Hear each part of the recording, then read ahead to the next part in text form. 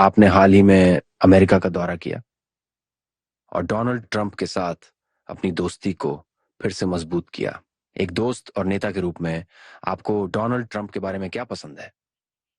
मैं घटना का वर्णन करना चाहूंगा। शायद आप उससे जज कर सकते हैं कि कौन सी बातों की तरफ मैं कह रहा हूं। अब जैसे हमारा ह्यूस्टन में एक कार्यक्रम था, हाउडी मोदी, और मैं और राष्ट्रपति ट्रंप दोनों, और पूरा स्टेडियम खचाखच भरा हुआ था। इतने लोगों का होना अमेरिका के जीवन के अंदर बहुत बड़ी घटना है। खेलकूद के मैदान में तो पॉलिटिकल रैली में इतने बड़े लोग होना बहुत बड़ी बात है। तो इंडियन डायस्पोरा के लोग इकट्ठा आए थे। तो हम लोग दोनों स्पीच किए। वो नीचे बैठ करके मुझे सुन रहे थे। अब ये उनका बड़प्पन है जी।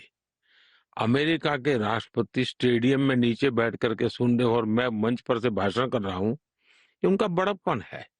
मैं भाषण करके नीचे गया, और हम तो जानते हैं कि अमेरिका की सिक्योरिटी की कितनी बड़ी वो रहता है, कितने प्रकार की स्क्रूटिनी होती है।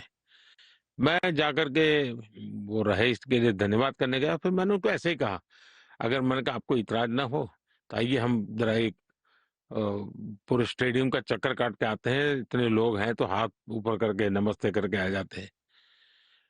अब ये अमेरिका की लाइफ में ये इम्पॉसिबल है कि हजारों की भीड़ में अमेरिकन हाँ। राष्ट्रपति चल पड़े, एक पल का भी विलंब किए बिना वो मेरे साथ चल पड़े भीड़ में।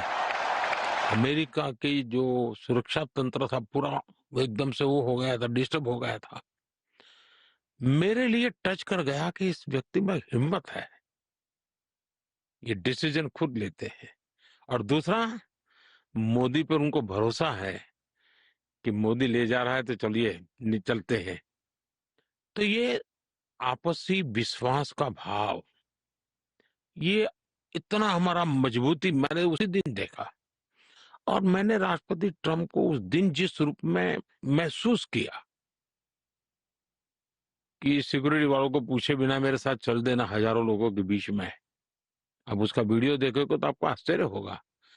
और जब उन पर गोली चली अब इस चुनाव कैंपेन में, तो मुझे राष्ट्रपति ट्रंप एक ही नजर आए।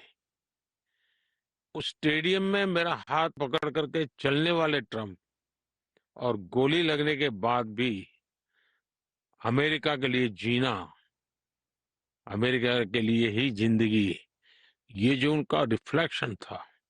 क्योंकि मैं नेशन फर्स्ट वाला हूं, वे अमेरिका फर्स्ट वाले हैं, मैं भारत फर्स्ट वाला हूं, तो हमारी जोड़ी बराबर जम जाती है। उन्होंने कहा कि आप उनसे कहीं ज्यादा अच्छे और बेहतर मोलभाव करते हैं। ये बात उन्होंने हाल ही में आपकी यात्रा के दौरान कही। एक वार्ताकार के तौर पर आप उनके बारे में क्या सोचते हैं और आपके अनुसार उनके कहने का क्या मतलब था कि आप मोलभाव में अच्छे हैं? अब ये तो मैं कह नहीं सकता हूँ क्योंकि उनका एक बड़प्पन है कि वो मेरे जैसे आयु में भी उनसे छोटा हूँ। वो मेरी सार्वजनिक रूप से तारीफ करते हैं, अलग अलग विषय पे तारीफ करते हैं। लेकिन ये बात सही है कि मैं मेरे देश के हितों को ही सर्वोपरि मानता हूँ। और इसलिए मैं भारत के हितों को लेकर के हर फोरम में अपनी बात रखता हूँ। किसी का बुरा करने के लिए रखता नहीं हूँ, सकारात्मक रूप से रखता हूँ। तो किसी को बुरा भी नहीं लगता है। लेकिन मेरे आग्रह को तो सब कोई जानते हैं कि भाई मोदी है तो इन चीजों का आग्रह करेगा। और वो तो मेरे देश के लोगों ने मुझे वो काम दिया है, तो मैं तो मेरे देश ही मेरा हाई कमांड है, मैं तो उनकी इच्छा का ही पालन करूंगा। आपने इस बारे में बात की है कि आपके पास दुनिया में शांति स्थापित करने का कौशल है, अनुभव है, जियोपॉलिटिकल दबदबा है। आज दुनिया में और वर्ल्ड स्टेज पर सबसे बड़ा पीसमेकर बनने के लिए जबकि कई वॉर्स चल रही हैं। क्या आप मुझे बता सकते हैं कि आप शांति की स्थापना कैसे करेंगे? दो देशों के युद्ध के बीच शांति समझौता लाने में मदद कर सकते हैं। उदाहरण के तौर पर रूस एंड यूक्रेन। अब देखिए, मैं उस देश का प्रतिनिधित्व कर रहा हूं जो भगवान बुद्ध की भूमि है। मैं उस देश का प्रतिनिधित्व कर रहा हूं जो महात्मा गांधी की भूमि है। और ये ऐसा महापुरुष है कि जिनके उपदेश, जिनका वाणी, वर्तन, व्यवहार पूरी तरह शांति को समर्पित है।